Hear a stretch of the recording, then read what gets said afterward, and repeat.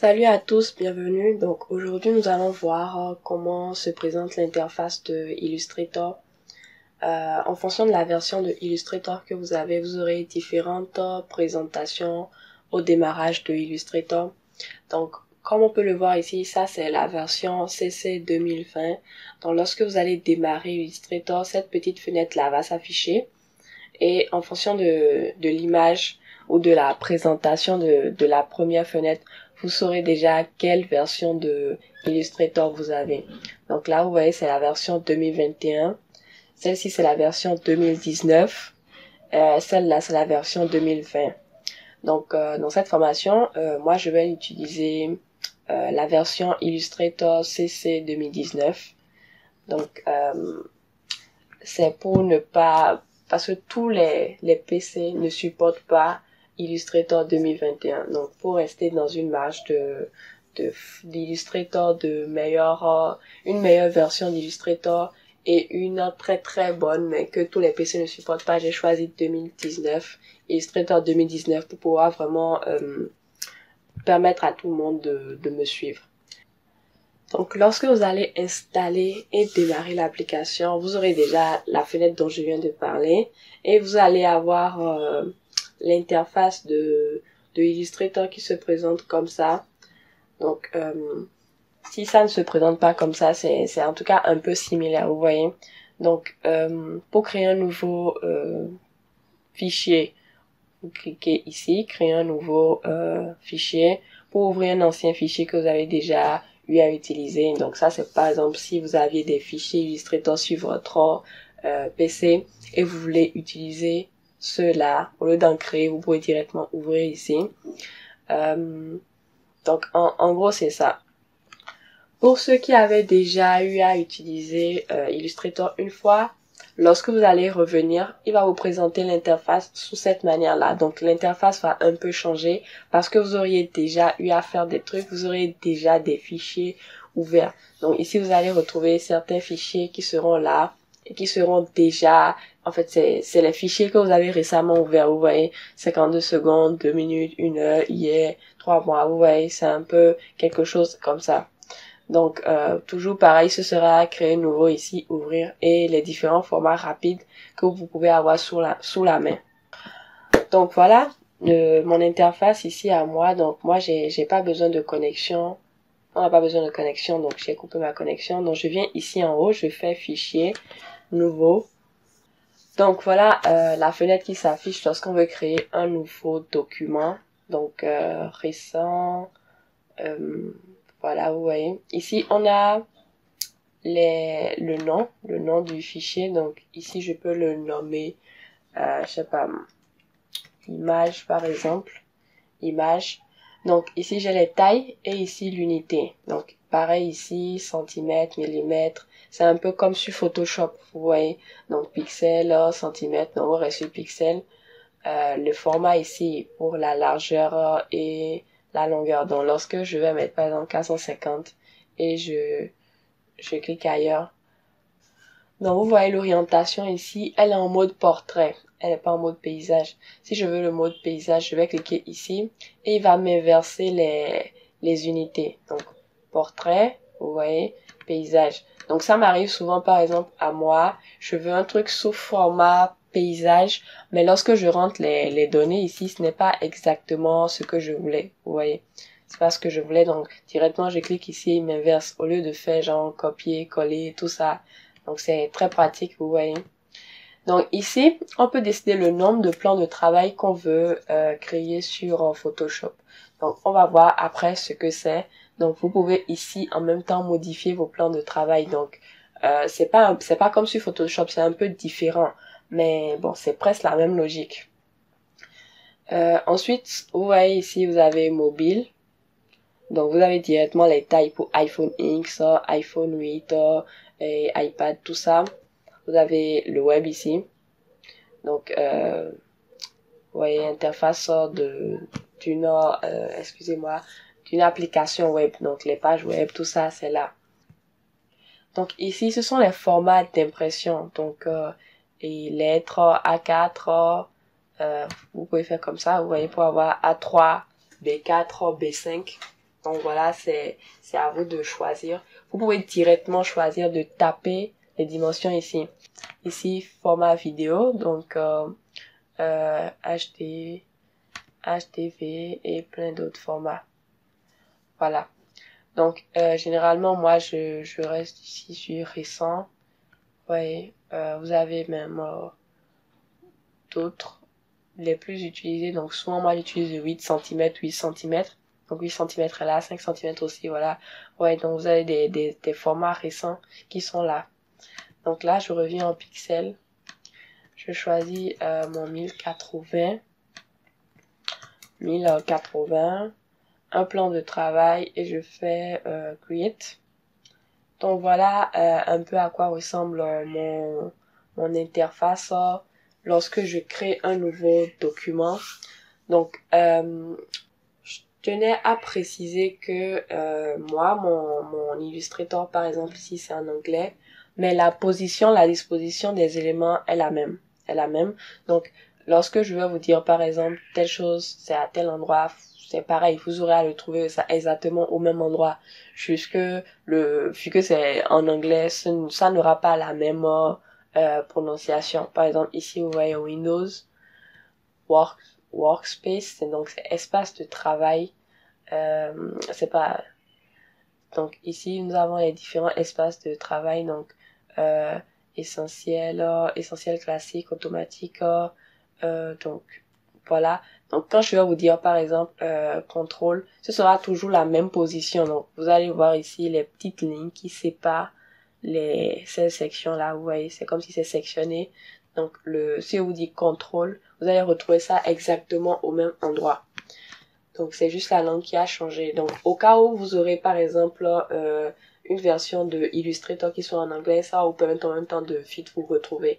Parce que c'est dommage de trouver la version qu'on cherche depuis longtemps et qu'elle s'avère être en anglais. Donc voilà. Donc c'est comme ça on fait pour ouvrir un nouveau document. Donc pour ouvrir un document qu'on a déjà utilisé, donc on vient au niveau de fichier. Déjà, vous pouvez faire encore un nouveau document, ça ne gêne pas, vous faites fichier nouveau. Donc, on patiente.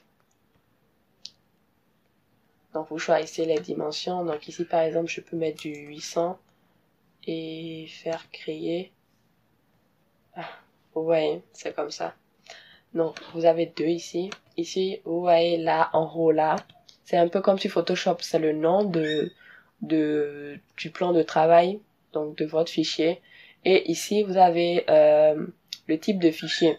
Donc, en fonction du mode de couleur, CMYK, donc je pense là c'est en anglais. Pareil ici, vous voyez ici, sans titre, donc un title 3, donc c'est sans titre. Et ici, vous avez toujours le format du plan de travail. Donc, c'est quoi la différence avec les formats de plan de travail? Donc, ici, déjà, lorsque vous essayez de créer ça, vous avez ici avancé. Ici, vous avez les modes de couleur. Donc, c'est un mode de couleur. Vous avez deux. Vous avez RGB et c'est... Bon, normalement, RGB, ça veut dire rouge, vert, bleu. Mais bon, ici, c'est en anglais. Vous voyez, mon interface est en anglais. Donc, rouge, vert, bleu. Donc, ce sont les couleurs qu'on utilise pour constituer nos images. Donc, vous voyez, à l'imprimerie, ce sera cyan, magenta, jaune et noir, vous voyez. Donc, c'est ça, ils ont essayé de traduire comme ça aussi en anglais. Donc, cyan, magenta, yellow et black. Je mets black. Donc, c'est pour ça qu'ils ont mis K. Parce que B, c'est des A, blue. Donc, c'est les différents modes de couleurs. Donc, la différence, c'est quoi? La couleur est un peu trop vive sur RGB. Donc, ce sera un peu plus fade avec le format d'impression. Donc, ça permet déjà de savoir si, par exemple, vous voulez faire une affiche pour non. Donc, ça permet déjà de savoir si vous voulez faire une affiche à imprimer. Là, vous savez déjà, en fait, que, ok, je dois mettre mon fichier, mon plan de travail sous format CMYK. Non, c'est moi, c'est pas comme ça que je le dis. Bref, sous format d'impression, vous voyez, sous couleur d'impression. Donc, ici, vous voyez, la résolution est naturellement à 300 chez moi. Donc, je sais pas, vous pouvez essayer de modifier ça chez vous si c'est pas à 300. Et je fais create. Mais bon, là, j'ai déjà un plan de travail ouvert. Donc, déjà, je voulais vous montrer c'est quoi plan de travail. Donc, quand je vais faire ici 2, et je vais faire create, j'aurai 2 plans de travail ouverts. Vous voyez? Donc, si c'est que c'était un PDF, c'est, disons, le nombre de pages que j'ai là, en fait. 1 page, 2 pages, et ainsi de suite. Donc, ce que je vais faire ici sera uniquement là. Ce que je vais faire là sera uniquement ici, vous voyez. Donc, ça ressemble un peu à quand on essaie de créer des carousels sur Photoshop. Jusque ici, chaque plan est à part. C'est comme considéré comme une zone de travail sur Photoshop, on peut le dire ainsi. Mais jusque vous avez une vue globale ici et tout se trouve dans un seul et même fichier. Donc voilà. Donc supposons que on a notre dossier ici, on a un fichier au format AI, donc le format d'enregistrement sur Photoshop c'est PSD, pareil sur Illustrator c'est format .ai. Donc ici je vais juste faire glisser déposer comme sur Photoshop en haut là, vous voyez ici. Donc, il me demande de convertir les couleurs du document en fonction du couleur de l'espace. Donc, je fais ici convertir. Je peux ne pas convertir. Donc, moi, je convertis de base. Je fais OK. Voilà, vous voyez. Donc, là, c'est une autre manière d'ouvrir un fichier. Ou bien, vous pouvez faire ici fichier, open, et ça s'ouvre comme tout type de fichier. Vous cherchez en fait ce que vous voulez. Donc voilà, vous pouvez aussi ouvrir les fichiers récemment utilisés. Donc c'est un peu ça.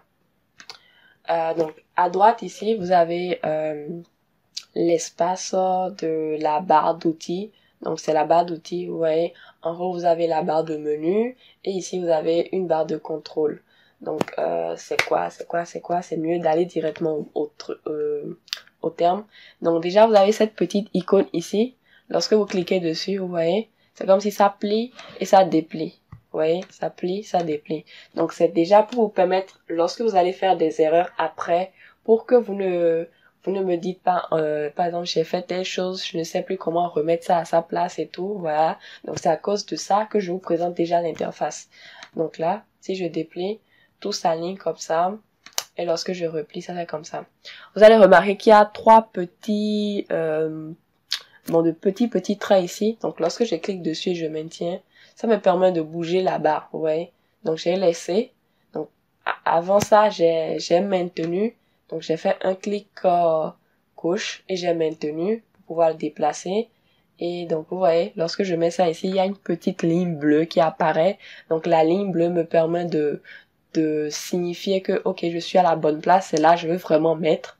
Et lorsque je laisse, vous voyez, voilà, c'est mis.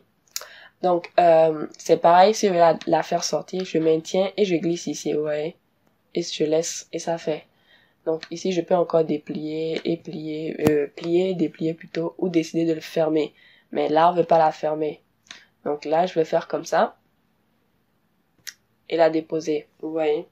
Maintenant si par mégarde vous l'avez fermée, vous allez la retrouver ici au niveau de fenêtre, donc fenêtre, et chercher donc on va la fermer. Donc vous allez venir au niveau de fenêtre,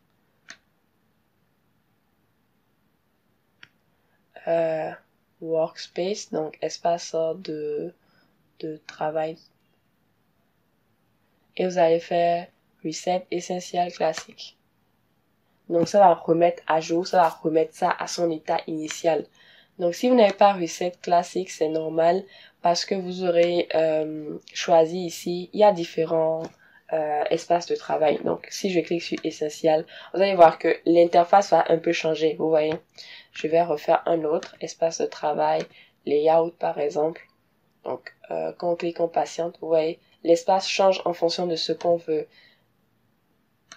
Donc, si vous allez voir ici, reset, vous allez trouver layout au lieu de l'autre.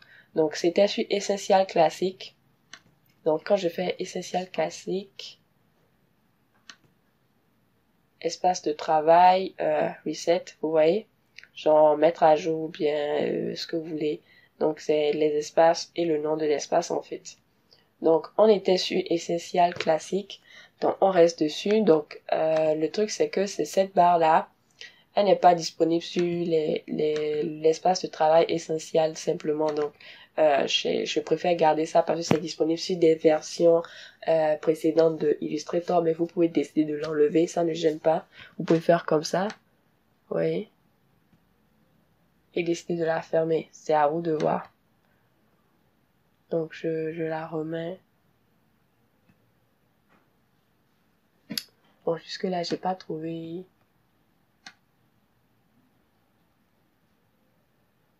Ouais, par exemple, là, la barre bleue n'apparaît pas.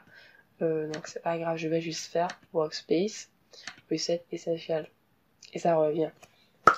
Donc, voilà. Ici, à droite, vous avez les paramètres. Donc, ce sont d'autres outils. Donc, ici, vous avez les mêmes flèches. Donc, déplier, replier. Donc, quand je clique comme ça, vous voyez, ça permet d'économiser un peu l'espace du plan de travail. Vous voyez. Donc, vous pouvez aussi décider de faire sortir ça avec les petits traits qui sont là. Vous voyez la petite ligne là. Donc, c'est l'icône. Donc, ça me permet de faire sortir ça. Donc, je maintiens ici. Ça me permet de déposer. Vous voyez, la petite ligne bleue apparaît pour me dire, OK, je peux déposer ça comme ça. Ouais, elle couvre tout le côté droit. Donc, ça me permet à moi de savoir, OK, je vais la déposer où. Quand c'est ici, vous voyez là, ça fait un petit bleu en haut façon, vous voyez. Ça fait un petit bleu façon, vous voyez. Je peux déposer ça aussi ici. Donc, c'est à vous de voir comment vous êtes à l'aise, comment vous avez organisé, par exemple, votre ancien Photoshop et organisé ici aussi l'espace de travail de Illustrator. Donc, ici, j'ai mon nouveau calque, ici, nouveau calque. Donc, c'est un peu les mêmes icônes, en fait. N'ayez pas peur de cliquer. Ça ne va pas faire un truc. Donc, lorsque vous cliquez, ça se déplie. Donc, vous avez vraiment accès aux paramètres en fond. Maintenant, vous allez voir qu'à l'intérieur, ici, il y a d'autres sous-éléments. Donc, on aura à voir ce dont il s'agit. Si, par exemple,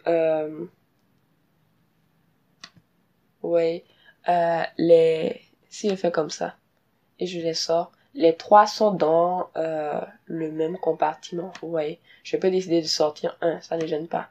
Mais je peux aussi décider de faire entrer l'élément à l'intérieur. Donc, c'est vraiment vous qui organisez votre espace de travail, en fait. Donc là, je peux décider de déplier, de replier, ou de déposer les deux. Ici, c'était là, en fait, là. Et je choisis les deux là, ou déposer à l'intérieur.